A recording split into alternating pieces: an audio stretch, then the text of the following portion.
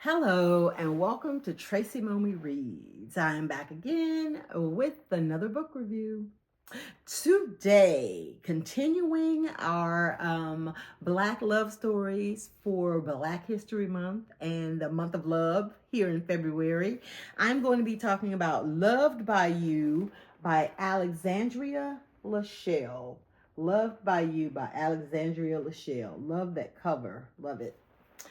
So let me pull up my notes here. Remember I told y'all about my fancy little book that I was going to keep my notes in? I had time today to record a video and I realized I hadn't transferred the notes to my little book. So back to getting the notes on the Kindle, doing that whole thing temporarily. I'm going to do that this weekend. I'm going to get all that together. So anyway, Loved by You. So basically, the book itself, it's about two people, Xavier and Vanessa, and they were college sweethearts. They met in college, and when the book starts, we're in the prologue of, back when they were in college, and you get the feeling that, like I said, they're college sweethearts, they're in love, they're planning a future together. Well, something happens and best laid plans, and when you're that young, like, a lot of times things don't work out. So we're getting the story 6 years later, and that's kind of what it revolves around, is Xavier and Vanessa reconnecting, if you will. And what happens is Xavier's living in Louisiana, and Vanessa's in my hometown, Houston, and he's there for work, and they still have like some of the same friends. So their paths actually cross, and they see each other face to face this time. When before it's just they like have heard each other's names mentioned in passing, because everybody goes out of their way to, not mention the other, because, it was not a good breakup for them. So, yeah, I love, like, I know that I've said this before, but, one of my favorite tropes in the romance genre is the second chance romance, whether that be allowing characters who previously had a connection to reconnect, or for someone maybe who lost a love to get another chance at love, So I love that trope right behind enemies to lovers. Okay, so as this reconnection happens, Xavier again is there for work, and Vanessa, like, where she's working happens to be, coincidentally, a place that Xavier is involved in, trying to get business with. So they're seeing each other quite a bit, after he's in town.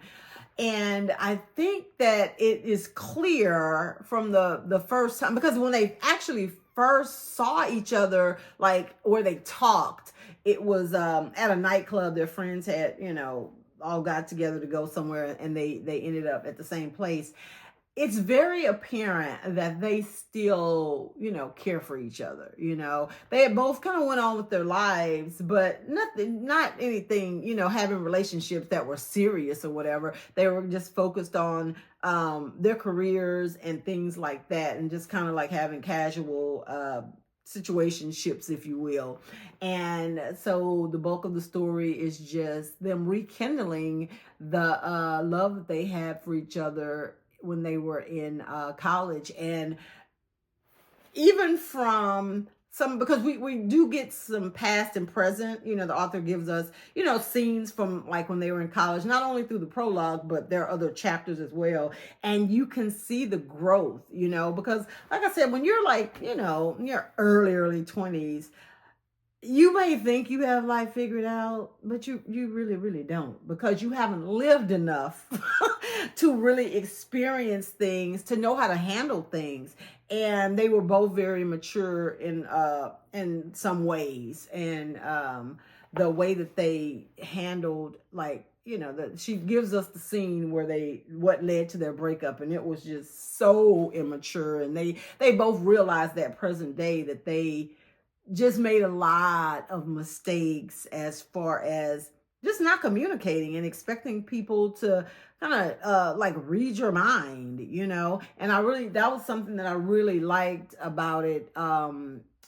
Even though like the pacing was good, and it's a romance book, so you know they're going to end up getting back together. But I appreciated how the author didn't, number one, she didn't drag it out, and number two, she allowed us to see that growth and have those characters admit when they were making mistakes. And even like present day, if they were about to, you know, do something, then it's like they caught themselves and they're like, okay, just give me a minute, I don't want to, you know, do this, I don't want to do that. Whereas before they would just walk off or just like say something flippant or whatever. So I appreciated that part. I really liked that. Oh, and I also liked the fact that they were, you know, upwardly mobile. Like Vanessa's parents were rich, okay? These people had some money. And she grew up with that. And they mentioned, I really enjoyed also, they were mentioning a lot of places in Houston that I was very familiar with. So I love that kind of stuff when I can like, you know, go, oh, I've been there. Oh, I know what that is. And she even mentioned a couple of places. I was like, is that a real place? And looked it up. And sure enough, it was. And I've added to my list. There was this Italian restaurant that I'm definitely going to check out. But, you know, she talked about them living in River Oaks, or, you know, the places that Vanessa had grown up and places she had gone to school. And then on Xavier's side, you know, he wasn't from a wealthy family. They were like working class or whatever. But present day, he's very successful in his business. And, you know, when I read, you know, romance books, I feel like if you're going to give us some angst, right, or some struggle, then I would prefer that it's more like character developing, you know, or not maybe a situation, even if it was like another person entered the chat and they had to overcome that, or, you know, or their families didn't want them together. I don't necessarily like reading romance books where like there's this economic struggle. You know what I mean? Like, and I am not here to judge. It's just not my cup of tea. I'm not really big on like the urban fiction type romances. And that's just me as a Black woman, like having known people in that life, having, you know, been someone who didn't grow up with having a whole lot. I just don't want to read about Black people in the hood, you know, like struggling. Or when I write stories, my characters are always, you know, well-to-do, even if they may not have gone to college, or if they're not, you know, they're always educated in that they're very intelligent and very articulate, because that's the way that I want to represent you know, Black people and their relationships, because we are not a monolith. Like there's all kinds of Black people and Black stories. But me personally, my preference when I'm reading romance stories, thriller stories, whatever, and you have Black characters, I like to see other dimensions of their personalities and how they go through the same emotions, same feelings, and different things as anybody else, right? So it doesn't always have to be some economic struggle or some financial struggle or whatever. So I really appreciated that about this book. Okay, off my soapbox I go. And also, having said that, okay, I don't need to get back on the soapbox for this, but the language and vernacular that she used, it was very street, very hip, very cool. You know, because like I said, you know, we are not a monolith. You have people who may have grown up with wealth or with certain expectations or certain advantages or whatever, privileges, that have friends that are in all kind of socioeconomic you know, circumstances.